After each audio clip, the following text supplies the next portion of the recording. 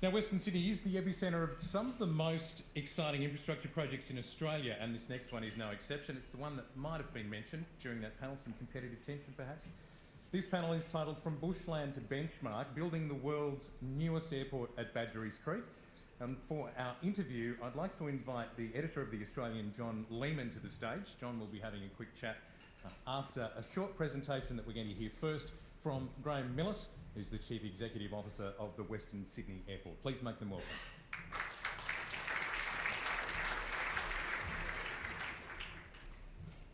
Well, thank you very much for the opportunity to speak to you today about the Western Sydney Airport, probably the most exciting project I think is going on in Australia today. We'll commence, I think, by perhaps giving you all a little bit of a brief background as to what we're trying to achieve at Western Sydney and what the airport means for both the region and also for the state of New South Wales. So Western Sydney Airport, we call it a 21st century airport for a 21st century city, and indeed this airport is the centre, it's the catalyst, if you like, for the development of the region. It's the spark that effectively ignites development. It brings together not just aviation transport, but it also brings rail transport, road transport, and all the associated development that goes with it. So earlier this year, February this year, we had the first 20 people on board. We've now got 157 people on board. And we asked them what they thought their vision for the airport should be, and they said it's to be the gateway of choice to Australia and the world, linking people, places and opportunity. So this is their vision. We think it's a pretty good one, and it's guiding our development of the airport over the next 8 years. So at a glance, what you can see here is that we're 50 kilometres from the centre of Sydney, 23 k's from Parramatta, 18 k's from Liverpool. We're in the Liverpool LGA. It's a greenfield site. If you've been out there, you'll know that there's nothing but rolling hills. The distance between the highest point on the site and the lowest point on the site is 41 metres, which is the equivalent of a 12-storey building. We have to flatten that. And in fact, early earthworks have started already, and we'll be cutting off the tops of hills and taking that soil and putting it into the valleys so that we end up with a site which is perfectly flat or near perfectly flat over around about 1,800 hectares. So it's about 5 kilometres long by about 4 kilometres wide. It's a big site. It takes about 45 minutes to drive around at 60 kilometres an hour. So if you haven't had a look at it yet, get out there while you still can see rolling hills, because it won't be that way for much longer. We're not just developing an airport here, we're also developing a business, an aviation business. So we have a business park. The business park is around about 190 hectares of space. We'll have commercial buildings, we'll have industrial buildings. We'll be offering those to tenants over the next 8 years, and we'll probably be opening the business park somewhat earlier than the airport itself. So we're looking to open the business park around the 6-year mark from here. The access that it builds around the airport is quite significant. So the state government is committed now to building the M12, the widening of Elizabeth Drive. They're working extensively on the Northern Road. You'll hear the Northern Road won an award here, deservedly so. And we're working on Badgerys Creek Road. So the road infrastructure is going to be very significant. You've heard quite a bit about rail today as well, the North-South Rail Link, which over time will be extended all the way down to Campbelltown, and then of course there'll be the West-East Rail Link over time as well, linking the airport to Parramatta, and hopefully over time we'll have a linkage direct to Kingsford Smith Airport as well. So this airport has major economic and social outcomes for the region. In fact, part of our remit is to significantly boost the economics of the region and therefore the social standing of the region as well. I come from Western Sydney, and I remember when I was growing up that it was always ranking 4th against the eastern suburbs, the northern suburbs and the southern suburbs, and I certainly intend to change that, and the team that I work with certainly intend to change that, many of whom come from Western Sydney themselves. So the airport itself will be a full-service airport. Some people have the misguided impression that it will be a low-cost airport. Somebody called it a tin shed out the back. Rest assured it will be anything but that. It'll be a full-service carrier airport. It'll cater to the likes of Qantas, Virgin Australia, Singapore Airlines, Cathay Pacific, Emirates, Etihad, American, British Airways, Scandinavian, Lufthansa. All of the major airlines will operate out of this airport, but so too will the low-cost carriers. So you'll see the likes of Tiger, of Jetstar, AirAsia X. All of these carriers will also operate out of the airport, together with a significant number of freight operators. So we're talking with freight airlines as well, and companies that operate freighters. So Amazon is one of the largest air freight carriers in the world. Not many people are aware of that. We'll be talking with DHL, we'll be talking with FedEx, UPS, all the usual suspects, because this will become the major air freight hub of Sydney over time. It's certainly significant in terms of its scale, but it's also significant in terms of its complexity. It'll require about 11,000 jobs over the 8 years that the first stage is being constructed, and we are only constructing the first stage. I'll talk about the staging of the airport in just a second, but upon completion, the airport will also provide employment for about 28,000 people. And the neighbouring Aerotropolis will provide further employment for what's estimated to be somewhere around about 200,000 people. So a very significant undertaking, there's no question about that. The airport's being designed in a modular fashion, so while we build stage 1, there's still provisions for stages 2, 3 and 4, and we can add those stages over the next 40 years without disrupting the operations of the existing airport. Here's the airport site layout. Now, you will have seen a couple of boards in the foyer outside the conference room here. This is the 10 map version that my team are building. 10 map stands for 10 million annual passengers. It opens in December of 2026. What you see here is a single runway operation initially. The runway, which runs effectively north-south, it has a 0523 orientation, but effectively north-south. This runway will be 3,700 metres in length. It'll be the second longest runway in Australia after Sydney Airport's current 3950 runway. The reason that it's so long is because of the development of ultra-long-range aircraft, or the hub busters as they're sometimes called. These aircraft are large, they carry a lot of weight, they carry a lot of fuel, their maximum takeoff weight is significant, but they fly tremendous distances. So in 5 years' time, if Qantas has its way, you'll be able to travel from Sydney to London non-stop. You can currently do Perth-London non-stop. You'll be able to do Sydney-London non-stop, and over time you'll also be able to fly, if you wish, Sydney to New York non-stop. These are heavy aircraft and they require quite a bit of takeoff length. So the 3,700 metre runway caters for the largest aircraft that operate today, but also the largest aircraft that Boeing and Airbus are planning on developing over the next 40 years. You'll see in the middle there a blue area, that's stage 1 of the terminal, catering to 10 million annual passengers. To the left, in orange, far left, you'll see the industrial park. Next to that in purple is the initial building of the freight facility. This will grow over time, as you'll see. Just above that in light green is the MRO, or maintenance, repair and overhaul facility, or hangars in common language. If you go to the far right, you'll notice in green there's a catering centre. Next to that in purple there's a corporate aviation centre for the corporate jets. And to the southern part of the site you'll see there's no development at all.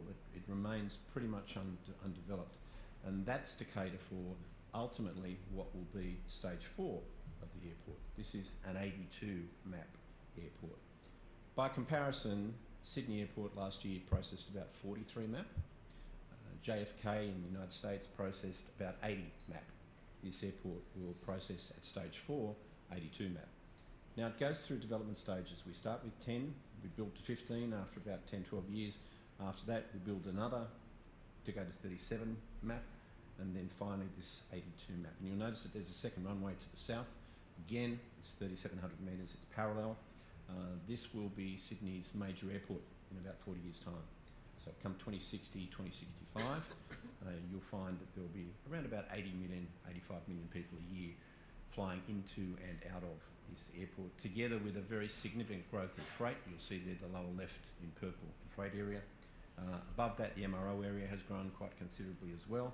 And of course, in the centre, you've got the terminal in blue. That's the 4 stages, 10 map, 15 map, 37 map, and 82 map.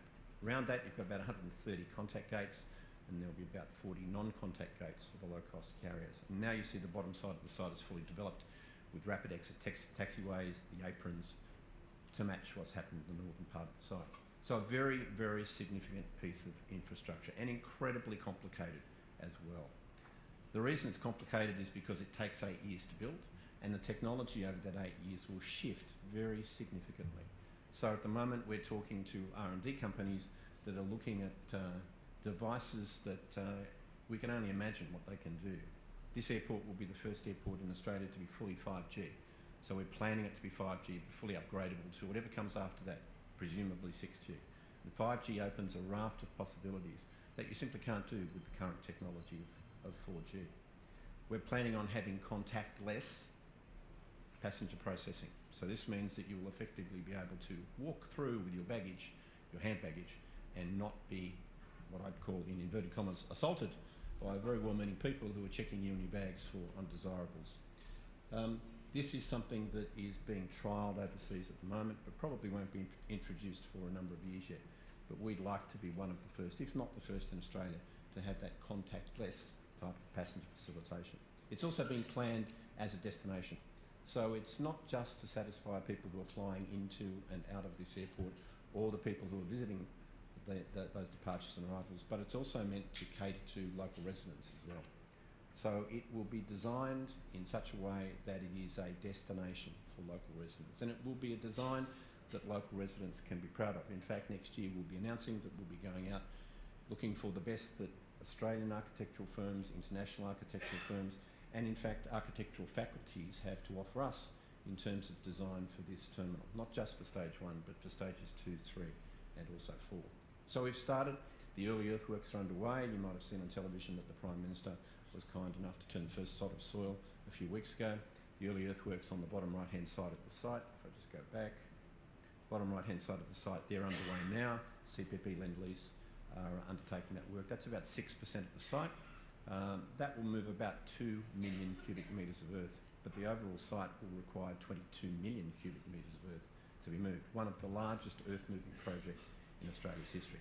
You see here we go through the major earthworks commence in September of next year. They run all the way through. We'll be commencing terminal construction around about 2022 after design's completed. And then of course we have to do the landside civil works, which is the business park, it's the roads, and it's also the car parks. The car parks, by the way, won't be anywhere near the same density that you see in current airports. And the reason for that is because autonomous vehicles are on their way.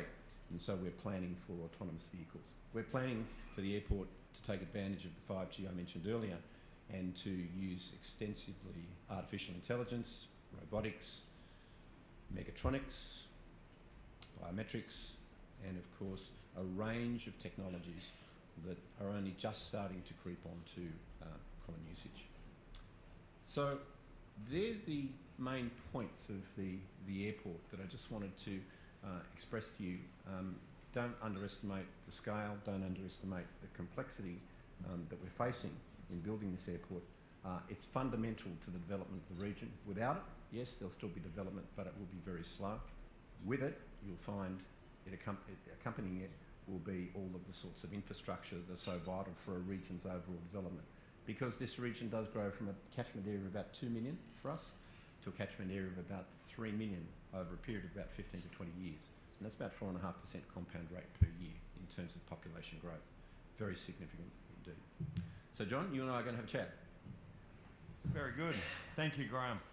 Let's say at the outset, I'd love to have as many questions as possible through the session. We've got about 20 minutes to talk to Graham, and I'm sure there are questions you want to ask that may relate to your business or your planning ahead. So feel free to stick your hand up and we'll get a mic out to you. Graham, let's step through the project a little bit more. So what sort of contracts will we see let in the immediate future? Obviously earthworks are underway. What sort of opportunities will there be immediately? So we're about to announce the awarding of a contract for the airport planner. That's about to happen. We have just announced the award of a contract for the Visitor Information Centre. That's been awarded to Wattpac. That centre will open in May, June next year, middle of next year, and that will give anyone who's interested in the airport the opportunity to come on site and see the airport being built. It'll also contain quite a bit of virtual reality inside, so you'll be able to see what the airport will look like as it goes through the stages of development. The major earthworks contract 1A, which is the northern half of the site, will be let the middle of next year. That's what we call package 1A. BA. What sort of values in that? The market will tell us that, John. Right. The market will tell us, but as you know, the market is fairly robust at the moment. So we'll see what it tells us. So that's the northern half of the site being effectively levelled. So 11 million cubic metres of earth being moved there. We then will be letting the second part of that package, which is 1B. That's the southern half of the site, another 11 million cubic metres of earth to be moved there. And that will be early in 2020, early to mid-2020. We, of course, will be going out and looking for architects, both nationally and internationally, to put their designs forward to give us a terminal building that the local residents can be proud of, that will be memorable, that will be timeless, that will be highly functional as well. And of course then the terminal itself will commence construction probably around about 2022 on current schedules. And then around that same time we'll commence work on the landside civils, so as I said, the car parks, the roads and the business park. Are there weightings for contracts for local business? Well, we certainly prefer local businesses to win, but it will be an open tender. As Minister Constance mentioned earlier, we need competition in the industry. We need greater capacity in the industry. So we're not confining ourselves to local builders. Certainly there are many fine local builders. And in fact, as I said earlier, CPB Lend-Lease was successful at the initial tender for the early earthworks. But in fact, it will be open to all of the major builders. Well, we haven't built a major airport in Australia in a capital city for 50 odd years. I think the last airport built was Tullamarine in Melbourne. So when we look around the world at what has happened in more recent times, what do you see as sort of best practice in terms of other airports, and what sort of lessons are you learning from global practices? So it's a question I often get: which airport do you want to model Western Sydney Airport on? And the answer is no specific single airport. And the reason for that is because there is none that meets all of our criteria of best practice in multiple areas. So there are some airports which are very good with technology. There are some airports which are very good with passenger facilitation. There are some airports which are very good with their business parks. There are some airports which are very good with Aerotropolis. So the ones that stand out for me, I think Atlanta does its environment very, very well. Incheon and Schiphol do their Aerotropolis very well in terms of integrating that with the airport. So Schiphol's the airport in the Netherlands. That's correct. Schiphol's very interesting because Schiphol have been able to develop its business park and its Aerotropolis to a point where, and I find this number hard to believe myself, but I'm assured that it's correct, Schiphol now handles 20 million blooms of flowers every day. 20 million. And they've grown that from virtually zero. And that's the sort of development that I'd like to see Western Sydney Airport brings to the region. The airport that's probably best in terms of passenger facilitation is Changi. Changi's, again, for the second year running, won Airport of the Year. So I think I'd take the best of all of those. San Francisco Internationals is working very hard towards becoming the environmentally best airport in the world. So I model Western Sydney, components of Western Sydney, on individual airports. So the freight, Gatwick's done freight very well, for example. It's taking the best from each of those airports around the world and incorporating them into Western Sydney, so that this country has an airport that is arguably the best in the world.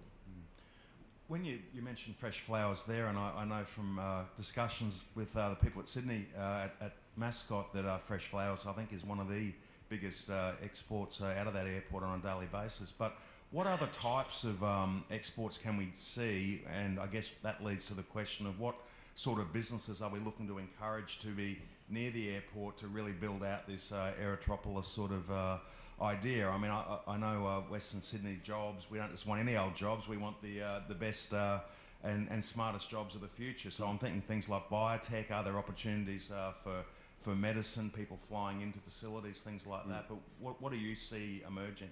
So I think the sorts of industries you've named some of them. So medical technology is an important one, I think. Education is another important one. Tourism. We'd also be looking at defence and aerospace in a fairly significant kind of way. I think this country has massive potential in that regard that's unrealised at the moment. So these sorts of industries... Have you started speaking to some of the defence providers? I mean, there's obviously a lot of activity going on in Australia at the moment with submarine contracts and other development. We have indeed. We've started speaking with some American firms and some Australian firms and some British firms in this regard in relation to aerospace.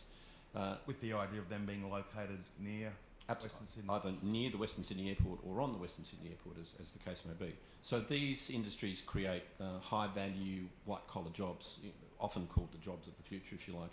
And one of the challenges, I think, that we face is ensuring that we've got a pipeline of people coming through the education system who are suitable for these sorts of roles. Advanced manufacturing and agribusiness, of course, is another area. We talked about flowers, but fresh seafood, for instance, into Southeast Asia. The demand for that is almost insatiable. And yet Sydney's missing out on a lot of that because we have the situation, of course, with Sydney Airport and noise with curfew. So getting fresh produce out of Sydney late in the evening to be in Southeast Asian markets first thing in the morning is very problematic, and a lot of that in business now is being handled through Queensland, and which means New South Wales is missing out on it. So our airport aims to redress that problem. Interesting. So just remember, any questions, feel free to interrupt. Don't wait to the end. So when the airport opens, obviously from a passenger perspective, we want to be able to get to the airport easily and quickly, and I guess when we're landing in from abroad, get out to our business meetings as quickly as possible. What sort of infrastructure will we see in 2026? So we're working in relation to rail. Yeah, so working very closely with the state government, and it's really pleasing to see. The concern I had coming into this role was, of course, the fact that we've got three levels of government and their history of working together is somewhat potted. And I have to say that's not the case with this project. I have never seen... We've even got the curfew situation sorted out, so that's a good step. I've never seen three levels of government work so closely together. So we've got the 8 local councils, we've got the state government and the federal government, and they really are working closely and intensely to ensure that the development that goes on inside the fence, our airport, is entirely complementary and consistent with the development that goes on outside the fence, the Aerotropolis and the broader region. So the sorts of access and egress is a critical success factor for airports. We're working very closely federally and at a state level and at a municipal level on the road infrastructure. So the government, state government will be constructing the M12. They're currently working on the Northern Road, making good progress with that. Elizabeth Drive will be widened very substantially. We will work on Badgerys Creek Road and in improving the traffic flow through there. The rail system is critical for us. The north-south rail link, as you know, is fundamentally important. Not just the initial link, but the secondary link down south as well. The spur line to Leppington, but there's also a requirement over time for there to be a linkage to Parramatta, the west-east link, as we call it. Will that be in place at 2026? The link to Parramatta? It's doubtful. It's doubtful at the moment. Obviously, I'd like to see as much transport infrastructure around the airport as possible, but money only goes so far, I guess. Yeah.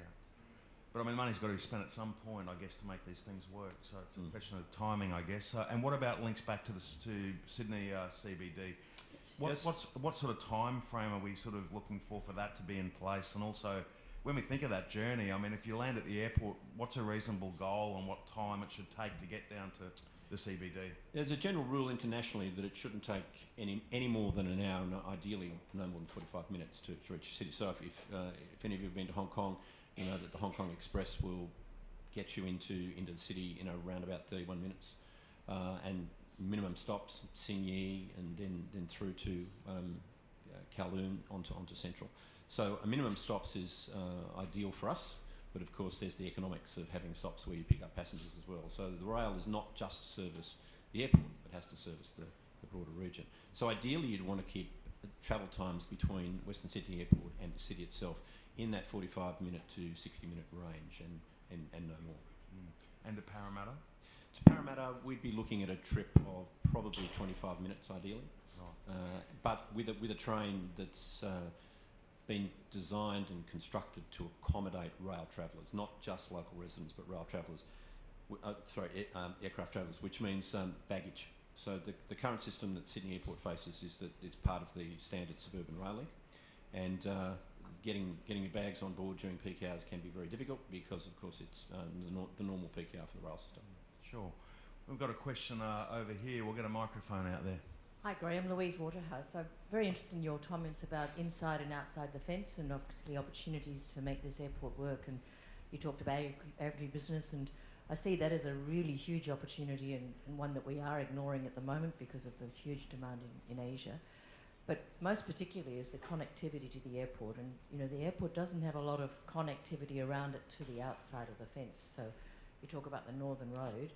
I don't know whether the actual intersections that we've got at the moment are going to be fit for purpose to service that whole agribusiness zone, which is going to need to get freight into those planes. And I think 100 tonnes capacity in every plane that flies out of the wider-bodied aircraft. They're going to be just perfectly designed for fresh produce. And so I urge you to consider how we connect and can work in together inside and outside the fence, especially with the agribusiness zone. Yeah, it's a valid point, and of course, as I mentioned earlier, we'll be appointing our airport planner next week. That'll be a public announcement, and one of the first tasks that face them is to look at access and egress in relation to the airport. So it's high on the agenda. It's a critical success factor, and we'll pay it the necessary attention. Rest assured. Okay, there's a Productivity Commission report due out, a draft report in February, I believe, into economic regulation of airports. Qantas have made some pretty big comments about the gouging that goes on with, they would say, to the cost of landing planes at Kingsford Smith and other airports. And obviously, you know, any charges that are levied against Qantas end up being levied against passengers or business. I mean, what are you expecting out of the Productivity Commission report, and what sort of competition do you think Western Sydney Airport brings to the equation, or do you just end up mirroring what they do out at Mascot? So I wouldn't speculate on what the Productivity Commission's findings will be, but I await them anxiously. Look, I think the reality is that both airports and airlines operate in a symbiotic type of arrangement. They rely on each other. I think both of them have to operate as businesses. They have to be profitable. Neither will function over the long term if they're not. I think there's always been, and I come from the airline industry originally, and I think there's always been the argy-bargy between the two, and that's a healthy thing. Whether or not airports gouge, I think depends which side of the fence you sit on. The reality is that airlines operate to a very different time frame to airports. Airports have to invest for the long term. The infrastructure that they build doesn't just satisfy the demand on the day that infrastructure opens, but it has to satisfy the demand 5 years and 10 years hence. So you have to build bigger than you actually need on day one. Airlines tend to operate pretty much on an annual cycle. That's typically what their investors require. Sometimes a little bit longer, maybe out 5 years or so with their planning. But airports, as pieces of infrastructure that last at least 99 years, so our airport has a 99-year lease on it. The reality is these pieces of infrastructure, providing aviation doesn't change fundamentally, will be around for a couple of 100 years. There's no question about that. And you have to build accordingly. And building to build properly is expensive, to plan properly and to build properly is expensive. And so I think there will always be healthy debate between the airlines and between airports. I would expect that to continue from here until eternity, to be honest with you. But I think fundamentally what it comes down to is the differences in timeframes that the two operate to. Okay, we've got another question from the floor. Hi Graham, thank you for your insight to the Western Sydney Airport. My name is Renee Thompson and I'm here on behalf of the Aboriginal Centre for Excellence, which is up and coming early next year. Mm-hmm. I just want to ask a quick question around your 2.4% of Indigenous workforce. Mm-hmm. Two questions. Was that in regards to the 28,000 operating workforce you'll have, or the 11,000 building that you'll have on the workforce? And what are your strategies to maintain this percentage? Yeah, so the 2.4% relates to the operation during construction, and that's a minimum target, and we'd hope to exceed that both during construction and also during operation. So we're engaged fairly heavily with the local community. We have meetings every 6 weeks or 8 weeks or so. So we take their input. They will be participating in all of the work that we do. They'll have an input to the design of the airport as well. So we're keen to see that figure not just achieved as a minimum, the 2.4, but in fact exceeded. So all of the targets that we've set are in fact minimum targets, and we'll be aiming to do better than that. Okay, I've got a couple of other written questions here for you, Graham. Do you believe the airport, Aerotropolis, needs a special economic zone to be competitive with global peers? No, I don't think that's the case. I think it can be competitive in its own right. I think it has a number of competitive advantages, which perhaps some others don't. Certainly, distance is somewhat of a disadvantage, but the reality is that we're seeing distances closed through aviation, through communication, what have you. So the personal view I'd have is I don't think it needs to be a special economic zone. Right, okay, and haven't been any discussions with government up to that extent? Or? None have been held, no. Yeah. Can you tell us a bit more about the planning for service infrastructure for operating the airport, things like fuel lines, power and water? And is there any, we've talked about rail lines out, but has there been suggestions that there should be a fuel line running into the airport to take some of the trucks off the roads? Oh, look, there have been suggestions around that. The reality is that the studies that have been done show that upon opening there'll be single-digit numbers of tankers running fuel out to the airport. It's not unusual for airports to tanker fuel, by the way. If you look at Gold Coast Airport, if you look at Adelaide Airport, and I think from memory Canberra Airport as well, they tanker fuel. Over time, when demand increases, then there will be a fuel line out to the airport. There's no doubt about that. Whether that's sooner rather than later will depend upon the demand. The reality is that you can't rely on aircraft movements to then extrapolate and forecast what demand for fuel will be. And the reason for that is because, having bought fuel myself for an airline, airlines will buy fuel where it is the cheapest, the same as you buy fuel where it is cheapest for your car. So airlines do the same. So I think over time there will be a fuel line, but in the early days, will it be necessary? No, it won't be. And any other planning for service infrastructure for operating the actual airport? Yep. Power? Sure. So we've been having extensive discussions with the power authorities and with the water authorities. There's a lot of planning going on. Water is a real problem in the region, there's no doubt about that. But it looks like that's coming under control. And not just the initial supply of water, but also the processing of water, the reprocessing of water and treatment plants. As you know, we're not near an ocean outfall. We're 50 kilometres away. And so it's simply not realistic to be able to pump treated sewage into the harbour or out to sea. But treatment works will be necessary, and treatment works are currently being planned, not just for the airport, but for the region. Electricity is being planned.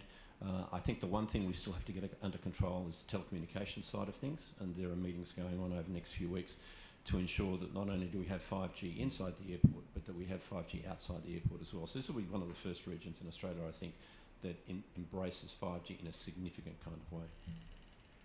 Well, that's the session. We've got red time zones here flashing, which means I've got to wind it up. But I hope that's been informative for everyone who have come along for this session today.